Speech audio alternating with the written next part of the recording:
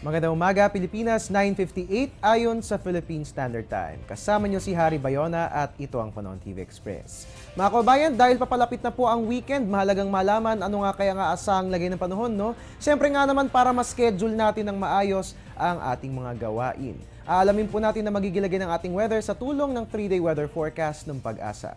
Unahin po natin ang lagay ng panahon sa Baguio. Magiging maganda nga po ang lagay ng ating panahon simula po yan bukas at magtutuloy-tuloy po yan hanggang sa araw ng Sabado. Dito po sa atin sa Metro Manila, patuloy po nating mararanasan ang mainit na panahon, no? At dahil nga po yan sa easterlies o yung hangin galing sa silangan na warm and moist by nature. So asahan po natin na simula bukas hanggang sa Sabado ay magiging maganda ang ating panahon at maglalaro po ang ating temperature sa pagitan ng 23 hanggang 35 degrees Celsius. Punta naman po natin ngayon ng Metro Cebu. Diyan po magiging maganda rin po ang lagay ng ating panahon. So, sa mga magsaschedule po ng mga lakad bukas or sa mga gimmick sa Friday. At para po sa mga maglalabas sa Saturday, pwede po yan dahil fair weather ang ating mararanasan hanggang sa weekend. Sa Metro Davao, good news po. Magandang panahon din po ang sasalubong sa atin bukas at magtutuloy-tuloy po yan hanggang sa araw ng Sabado. At bilang panguli, dyan po sa Zamboanga, fair weather din po ang ating mararanasan bukas at magtutuloy-tuloy po ang good news hanggang sa darating na araw ng Sabado. Kaya nga lamang po paghandaan po natin na mainit na panahon, no? Maglalaro po yun sa pagitan ng 24 to 34 degrees Celsius. At yan nga po ang 3-day weather forecast natin sa inyo ng Pag-asa. Mga kababayan, sa ating pagbabalik, alamin po natin ang mga detalye hinggil sa lindol na naranasan sa bansang Chile. Antabayanan po yan sa aming pagbabalik. 21 presents Le Tour de Filipinas, the only UCI-sanctioned international road race in the Philippines, running on its 5th edition.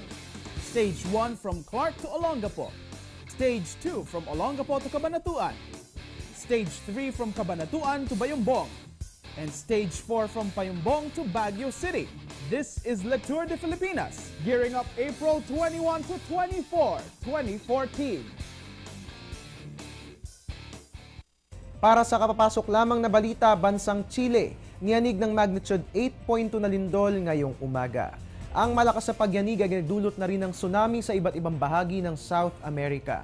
Ayon sa mga ulat, umabot sa 5 feet ang tsunami sa Patache, Chile, habang 3.1 feet naman sa Arica, doon pa rin sa nasabing bansa. Apektado na rin ng tsunami ang bansang Peru, partikular sa Matarani, at umabot naman ang taas nito sa 1.7 feet. Samantala, ayon sa Philippine Institute of Volcanology and Seismology o PHIVOLCS, wala namang dapat alalahanin dahil hindi naman makakaapekto ang tsunami sa Pilipinas.